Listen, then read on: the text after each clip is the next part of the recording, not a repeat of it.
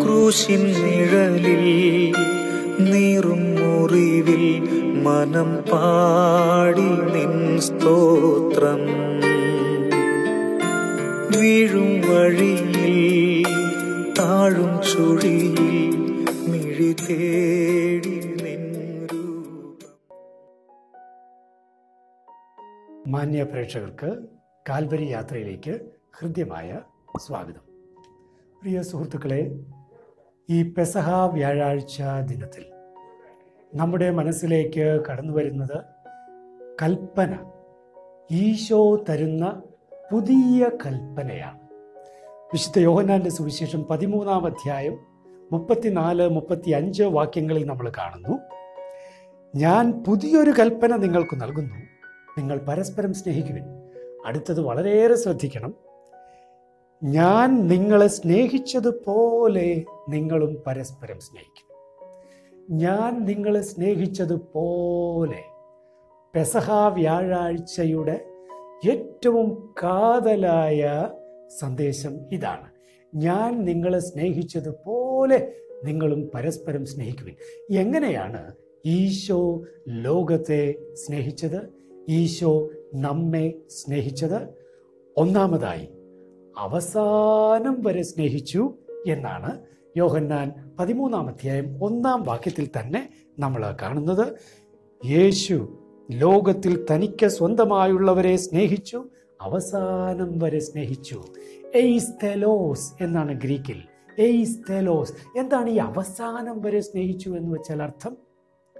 പൂർണ്ണമായി സ്നേഹിച്ചു എന്ന് ആകാം, ഒരുപക്ഷെ അവസാനമില്ലാതെ സ്നേഹിച്ചു എന്നാകാം, വിട്ടുപോകാതെ സ്നേഹിച്ചു എന്നാകാം, തീരാതെ സ്നേഹിച്ചു എന്നാകാം. പ്രിയപ്പെട്ടവരെ, ഈ അവസാനം വരെ സ്നേഹിച്ചു എന്നതിന് വളരെ സുന്ദരമായ അർത്ഥങ്ങൾ നമുക്ക് വിശുദ്ധ യോഹന്നാന്റെ സുവിശേഷത്തിൽ തന്നെ നമുക്ക് ലഭിക്കും.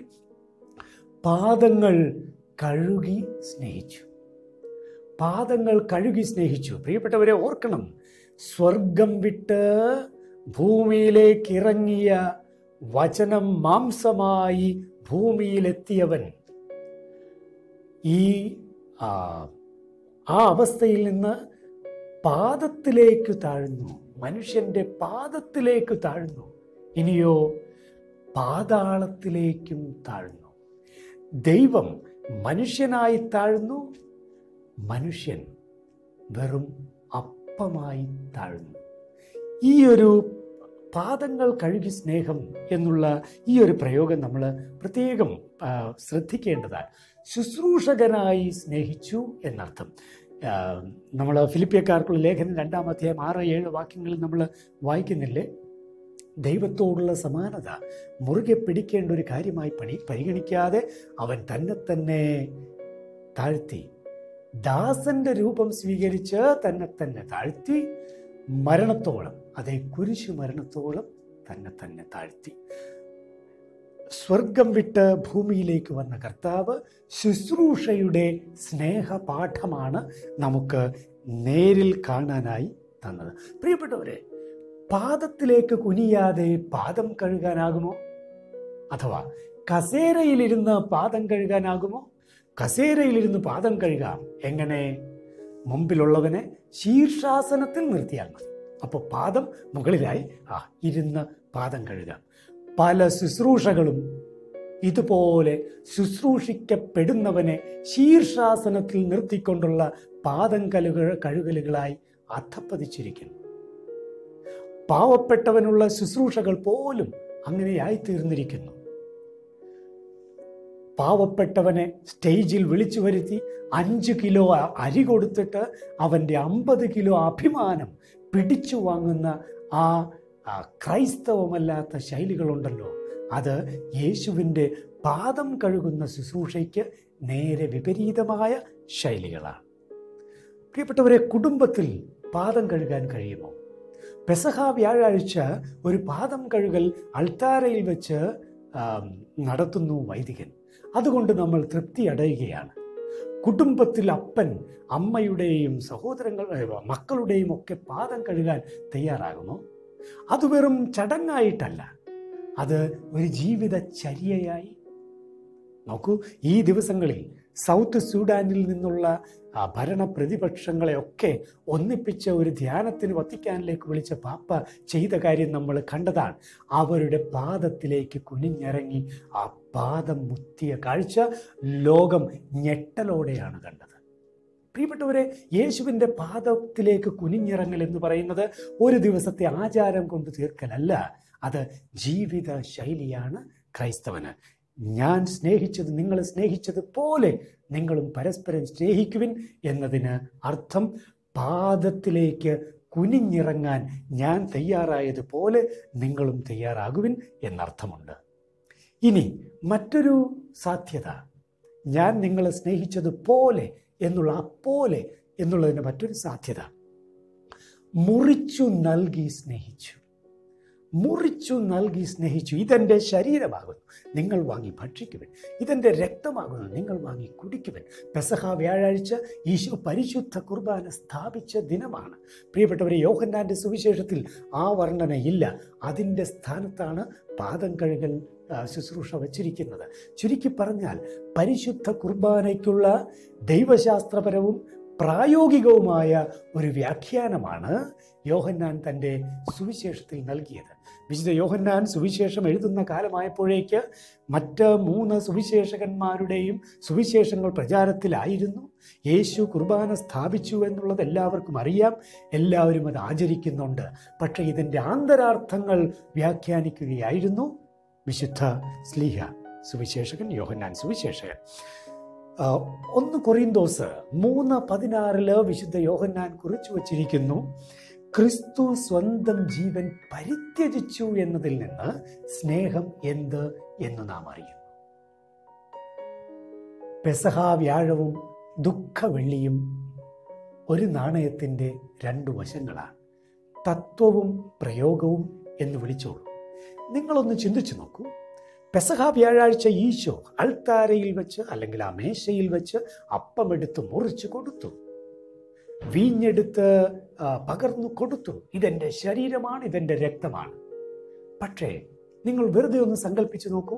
വെള്ളിയാഴ്ച ഈശോ കുരിശിൽ കയറുന്ന സമയത്ത് ഈശോ അത് ഉപേക്ഷിച്ച് പോന്നിരുന്നെങ്കിൽ, അഥവാ യേശു കുരിശു മരണം സ്വീകരിച്ചില്ല എങ്കിൽ വ്യാഴാഴ്ച യേശു സ്ഥാപിച്ച പരിശുദ്ധ കുർബാന സത്യമാകുമായിരുന്നോ?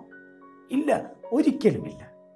ദുഃഖ വെള്ളിയാഴ്ചയിലെ കുരിശു കയറ്റത്തെ മുന്നിൽ കണ്ടുകൊണ്ടാണ് പെസഹ വ്യാഴാഴ്ച ഈശോ അൾത്താരയിലെ ബലി സ്ഥാപിച്ചത്. ചുരുക്കി പറഞ്ഞാൽ അൾത്താര ബലി ജീവിത ബലിയാകുന്നിടത്തോളമേ അത് യഥാർത്ഥമാകുന്നുള്ളൂ, അത് സാർത്ഥകമാകുന്നുള്ളൂ. ഈശോയെ സ്നേഹിച്ചതിൻ്റെ മറ്റൊരു രീതി എന്താണ്? ക്ഷമിച്ച് ന്യായീകരിച്ച് സ്നേഹിച്ചു എന്നതാണ്. ക്ഷമിച്ച് ന്യായീകരിച്ചു സ്നേഹിച്ചു. വളരെ വ്യക്തമാണ്. അത് വെള്ളിയാഴ്ചയാണ് വെളിപ്പെട്ടത്, യേശുവിൻ്റെ ആ സ്നേഹം. പ്രിയപ്പെട്ടവർ, നമ്മളും ശത്രുക്കൾക്ക് വേണ്ടി പ്രാർത്ഥിക്കണമെന്നുള്ള ഈശോയുടെ വചനം കേട്ടിട്ടുണ്ട്. നമ്മളും പ്രാർത്ഥിക്കും. പക്ഷെ നമ്മൾ സാധാരണ എങ്ങനെയാണ് പ്രാർത്ഥിക്കുന്നത്? കർത്താവേ, ഇവർക്ക് മാനസാന്തരം കൊടുക്കണമേ എന്നാണ് പ്രാർത്ഥിക്കാറ്. ചുരുക്കി പറഞ്ഞാൽ നമുക്ക് ഇവരിൽ നിന്ന് അധികം ദ്രോഹം ഇനിയും ഉണ്ടാകല്ലേ എന്നാണ് പ്രാർത്ഥന. പക്ഷേ യേശു ശത്രുക്കളെ സ്നേഹിച്ചത് അങ്ങനെയാണോ? യേശു ശത്രുക്കൾക്ക് വേണ്ടി പ്രാർത്ഥിച്ചു, കുരിശിൽ തന്നെ ദ്രോഹിക്കുന്നവർക്ക് വേണ്ടി പ്രാർത്ഥിച്ചു. പക്ഷെ ഈശോ പ്രാർത്ഥിച്ചത്, പിതാവേ, ഇവർ ചെയ്യുന്നത് എന്തെന്ന് ഇവർ അറിയുന്നില്ല, ഇവരോട് ക്ഷമിക്കണമേ എന്നാണ്. ചുരുക്കി പറഞ്ഞാൽ അവരെ ന്യായീകരിക്കുകയാണ് കുരിശിൽ കിടന്നുകൊണ്ട് ഈശോ ചെയ്തത്. അതാണ് സ്നേഹത്തിൻ്റെ ആഴപ്പെട്ട അവസ്ഥ. ക്ഷമിച്ചു ന്യായീകരിക്കാൻ തയ്യാറാകും സ്വന്തം ശത്രുക്കളെ പോലും. പ്രിയപ്പെട്ടവരെ, ഈശോ ഈ പെസഹ വ്യാഴാഴ്ച തരുന്ന ഈ മഹാസന്ദേശം, ഞാൻ നിങ്ങളെ സ്നേഹിച്ചതുപോലെ നിങ്ങളും പരസ്പരം സ്നേഹിക്കുവിൻ എന്ന ഈ മഹാസന്ദേശം നമുക്ക് സ്വീകരിക്കാം. ഒടുവിൽ ഞാനൊരു സാങ്കല്പിക കഥ പറഞ്ഞുകൊണ്ട് അവസാനിപ്പിക്കുകയാണ്. പുത്രൻ പ്രാർത്ഥനയിലാണ്, ആഴമായ പ്രാർത്ഥന, പിതാവുമായുള്ള വലിയ ഐക്യത്തിൻ്റെ പ്രാർത്ഥന. ആ പ്രാർത്ഥനയിൽ പിതാവിൻ്റെ സ്വരം പുത്രൻ കേട്ടു, മോനെ, തിരിച്ചു പോരാൻ നേരമായി. മോനെ, തിരിച്ചു പോരാൻ നേരമായി. പുത്രൻ ആ പ്രാർത്ഥനയിൽ പിതാവിനോട്, പിതാവേ, പക്ഷേ സ്വർഗം കിടുങ്ങി വിറച്ചു എന്നാണ്, മാലാഖമാർ നടുങ്ങി വിറച്ചു എന്നാണ്. കാരണം ഒരിക്കലും പക്ഷേ എന്നൊരു വാക്ക് പുത്രന്റെ വായിൽ നിന്ന് വന്നിട്ടില്ലാത്രേ. സ്വർഗം മുഴുവൻ കാതുകൂർപ്പിച്ചു. എന്താണ് പുത്രൻ ഇനി പറയാൻ പോകുന്നത്? പിതാവേ, പക്ഷേ ഇവരെ സ്നേഹിച്ച് ഇവരെ വിട്ടുപിരിയുക എന്നുള്ളത് എനിക്ക് മരണത്തെക്കാൾ വേദനാജനകമാണ് പിതാവേ. ഇതാണ് പുത്രന് പറയാനുണ്ടായിരുന്നത്. സ്വർഗത്തിലെ സകല കമ്പ്യൂട്ടറും പ്രവർത്തിക്കാൻ തുടങ്ങിയത്രേ പുത്രന്റെ പ്രശ്നത്തിന് പരിഹാരം. ഒടുവിൽ സ്വർഗത്തിലെ വലിയ മോണിറ്റർ, അതിൽ തെളിഞ്ഞു വന്നത്രേ പരിഹാരം: പരിശുദ്ധ കുർബാന. പ്രിയപ്പെട്ടവരെ, പരിശുദ്ധ കുർബാന നമ്മുടെ കേന്ദ്രമാണ്, ക്രൈസ്തവന്റെ കേന്ദ്രം. ഓരോ ദിവസവും ബലിയർപ്പിക്കുന്നവരാണ് നമ്മൾ. ഞായറാഴ്ച ദിവ്യബലി ആഘോഷിക്കുന്നവരാണ് നമ്മൾ. ഓർക്കണമേ, യേശു എങ്ങനെയാണ് നമ്മെ സ്നേഹിച്ചത് എന്നതിൻ്റെ സമ്പൂർണ്ണ അർത്ഥം പരിശുദ്ധ കുർബാനയിലുണ്ട്. നമുക്ക് ഇന്ന് പ്രത്യേകം പരിശുദ്ധ കുർബാനയിൽ ആഴമായി പങ്കെടുക്കാൻ, അർത്ഥവത്തായി പങ്കെടുക്കാനുള്ള കൃപയ്ക്കായി പ്രാർത്ഥിക്കാം. ഒപ്പം പരിശുദ്ധ കുർബാന സ്ഥാപിച്ചതോടൊപ്പം പൗരോഹിത്യവും യേശു സ്ഥാപിച്ചു എന്ന് നിങ്ങൾക്കറിയാമല്ലോ. നമ്മുടെ അച്ഛന്മാർക്ക് വേണ്ടി പ്രത്യേകം പ്രാർത്ഥിക്കാം. പൗരോഹിത്യം കൂടുതൽ ആഴപ്പെട്ട് യേശു സ്നേഹിച്ചതുപോലെ ദൈവജനത്തെ സ്നേഹിക്കുന്ന പൗരോഹിത്യത്തിന് വേണ്ടി നമുക്ക് പ്രാർത്ഥിക്കാം. പെസഹ വ്യാഴാഴ്ചയുടെ എല്ലാ നന്മകളും നിങ്ങൾക്ക് ഏവർക്കും നേരുന്നു. നന്ദി, നമസ്കാരം.